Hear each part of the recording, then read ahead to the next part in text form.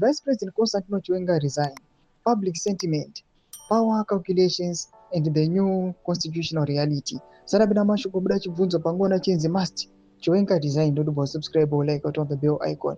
Zima aino mdanyira chiti.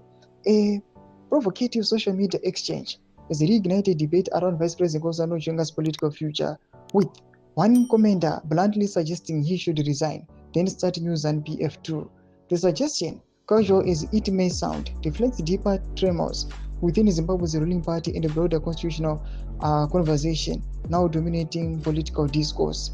In response to the resignation suggestion, another user warned that resignation could be political fatal, stating he is right where he is. If he resigns, he gets killed immediately.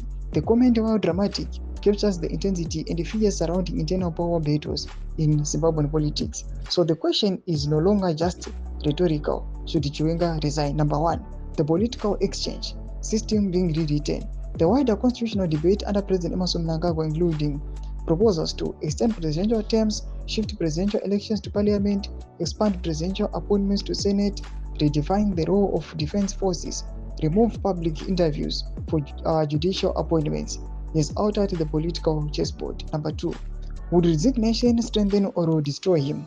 There are three possible scenarios: a resignation as a political liberation, a resignation as a political suicide, isolation from command structures that once sustained him. Number three, the psychological dimension. The debate is not merely about law or party structures, it is about survival politics. Zimbabwe's post-liberation political culture is rarely rewarded voluntary exits from high office. The Mugabe removal in 2017 itself demonstrated that leadership transitions are not negotiated through resignation letters, but through power consolidation. In such a system, resignation can be interpreted as weakness rather than principle.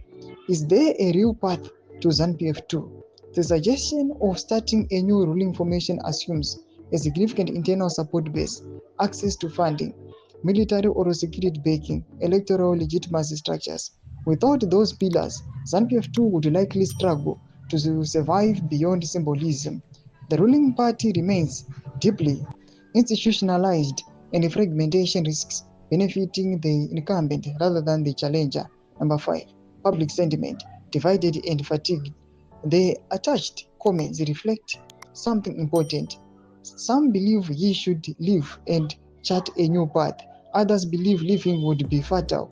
Many are fatigued by elite power struggles. Zimbabweans today are more concerned about economic survival than factional realignment. A resignation drama would electrify elites, but would it mobilize ordinary citizens? That is far less certain. Though my suggestion anpone vanhu pamusoro penyanhau iri kutaurwa kunzi should VP Constantino Chiwenga resign. Pena comment section medu dzafungura any more kudi pamusoro pechitiko ichi. So subscribe or like, chita on the bell icon.